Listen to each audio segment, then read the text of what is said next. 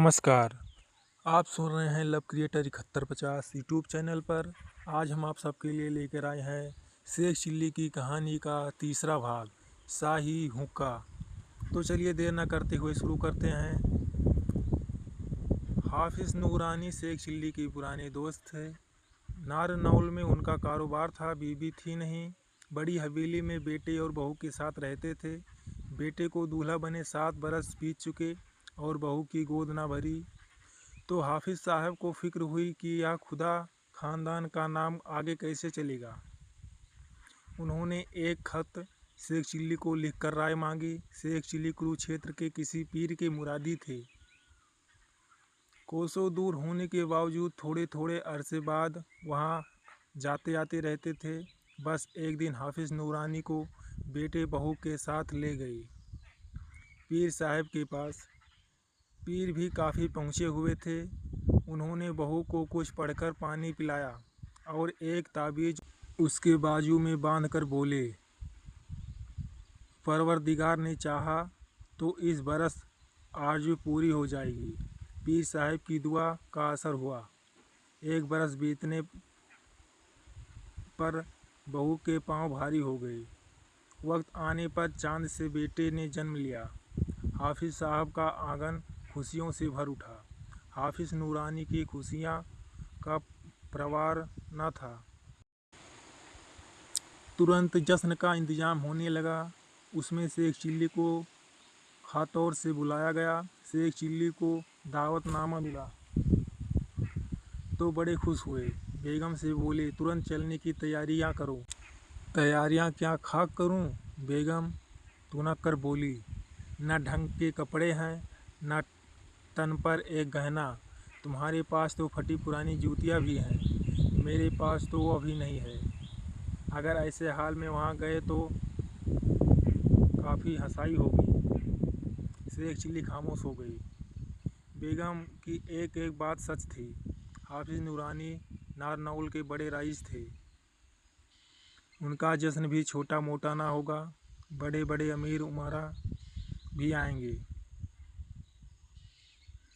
क्योंकि यह दिन शेख चिल्ली की वजह से देखना नसीब हुआ है, इसीलिए हाफिज साहब उनको सभी से मिलाएंगे भी।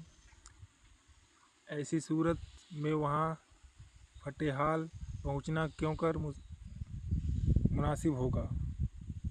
शेख चिल्ली को खुदा पर गुस्सा आने लगा कि आखिर क्या सोचकर उसने उन्हें इस हालत में छोड़कर रखा। मगर वक्त गुस्से का नहीं, कुछ तरकीब भिड़ाने का है। नवाब साहब का धोबी शेख चिल्ली को बहुत मानता था। कुछ ही दिन पहले उसने उन्हें इस हालत में छोड़ रखा है। मगर वक्त गुस्से का नहीं, कुछ तरकीब भिड़ाने का था। नवाब साहब का धोबी शेख चिल्ली को बहुत मानता था। कुछ ही दिन पहले शेख चिल्ली ने उसे नवाब के गुस्से से निजात दिलाई थी। बस जा धमके उसके पास। बोले, एक काम के लिए आया हूँ, मना मत करना। धोबी ने शेख चिल्ली से मांगने पर जान तक देने की बात कही तो शेख चिल्ली ने सारी उलझन उसे बताकर अपने और बेगम के लिए कुछ कपड़े मांगे। बोले, नारनौल से लौटते ही वापस कर दूंगा। धोबी इस अनोखी मांग से कुछ घबराया तो मगर वादा कर चुका था। जी करके शेख चिल्ली के मनपसंद कपड़े से उसे दिया। बोला, ये कपड़े नवाब और उसकी भांजी के हैं, सही सलामत वापस कर देना। शेख चिल्ली उन्हें ले गया घर। बेगम ने देखे तो बड़ी खुश हुई। फिर बोली, कपड़े तो मिल गए, मगर जूतियाँ का क्या करोगे? नारनौल पैदल तो जाएंगे नहीं, सवारी का क्या होगा? शेख चिल्ली पहुँचे मोची के यहाँ। बोले, 2 जोड़ी जूतियाँ चाहिए, एक मेरे लिए, एक बेगम के लिए। मोची ने तरह तरह की जूतियाँ दिखाई। शेख चिल्ली ने सबसे कीमती जूतियाँ पसंद कर ली। बोले, इन्हें बेगम को और दिखा लाऊं, तब खरीदूंगा। मोची मान गया। शेख चिल्ली जूतियाँ लेकर घर सटक गया। अब सवाल रहा सवारी का। सबसे अच्छी घोड़ा गाड़ी झंझर से बनी घनश्याम के पास थी। वह उसे किराए पर भी चलाता था। शेख चिल्ली उसके पास पहुँचे, बोले, मुझे नवाब साहब के काम से नारनौल जाना है। नवाब साहब की बग्घी का एक घोड़ा बीमार है, सो अपनी घोड़ा गाड़ी दे दो, किराया नवाब साहब से दिला दूंगा। अच्छा किराया मिलने के लालच में घनश्याम ने बिना हील हुज्जत के अपनी घोड़ा गाड़ी उनके हवाले कर दी और शेख चिल्ली बेगम को लेकर नारनौल रवाना हो गए। नारनौल उस वक्त हिरासत झज्जर की ही एक कस्बा था। शाही ठाट बाट से शेख चिल्ली माए बेगम वहां पहुंचे तो हलचल मच गई। वे जश्न से एक दिन पहले पहुंचे थे, इसलिए पहले मेहमान थे। बड़ी आवभगत हुई। पूरे कस्बे में शेख चिल्ली की अमीरी के चर्चे गूंजने लगे। उन्हें हर मौके पर जफरानी तंबाकू वाला हुक्का पेश किया जाने लगा। शेख चिल्ली यूँ हुक्का बहुत पहले छोड़ चुके थे, मगर यहाँ मुफ्त का जो हुक्का मिला तो कस कर लगाने लगे, जैसे ठेठ नवाबी ख़ानदान के हों।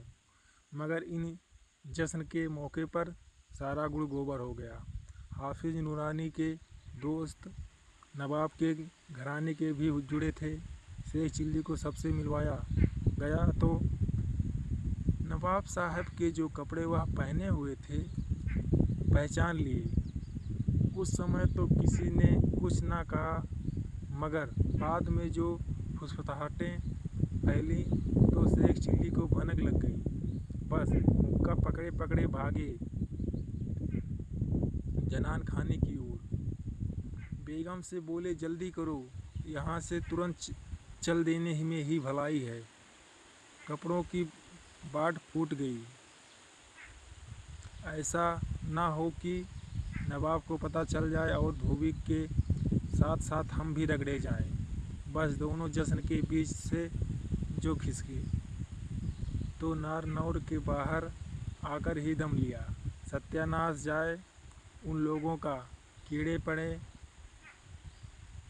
की आंखों की बेगम तुनतुनाकर बोली, कितना मज़ा आ रहा था। सारी औरतें मुझे सिर आंखों पर बिठाए थी। तभी उनका ध्यान गया हुक्के पर, जो अभी भी शेख चिल्ली के हाथ में था। बोली, यह हुक्का क्यों उठा लाए? नूरानी भाई ढूंढते फिरेंगे कि हुक्का कहाँ गया।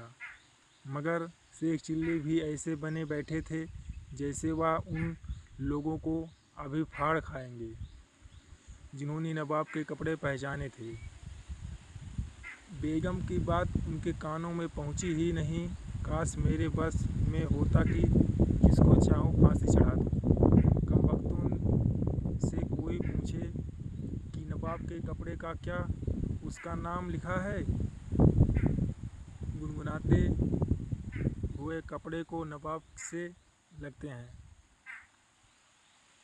मैं अल्लाह ताला का इनका नेक बंदा हूँ।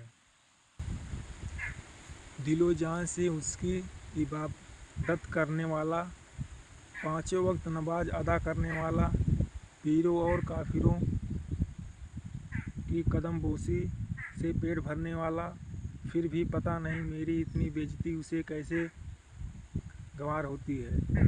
अतः क्यों नहीं फरमा देता मुझे कोई ऐसी गैबी ताकत की जिनकी और टेढ़ी नज़र से देखूं वह खाक हो जाए।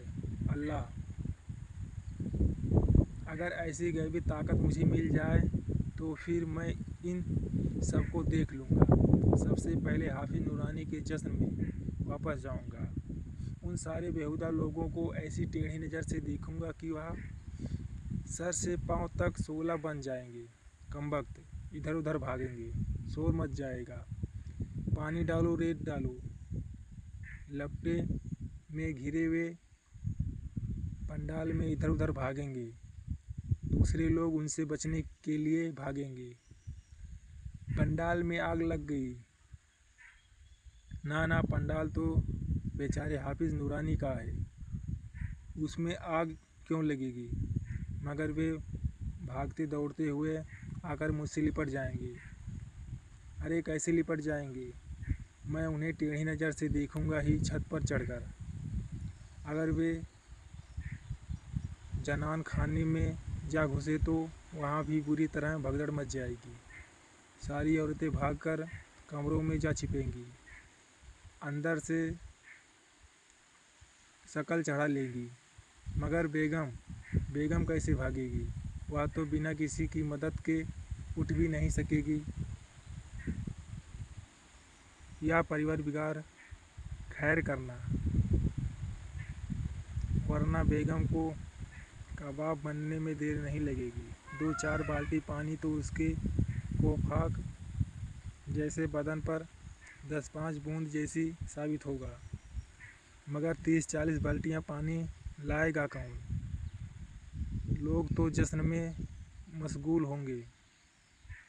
उन्हें हादसे की खबर देने के लिए मुझे ही चिल्लाना होगा। आग लग गई, हाय! बेगम आग में गिर गई।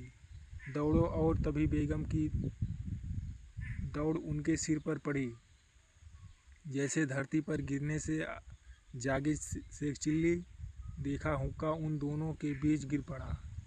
घोड़ा गाड़ी में धुआं भरा हुआ और धोबी उसे उधार मांगे कपड़ों में चिंगारियाँ उठ रही थी।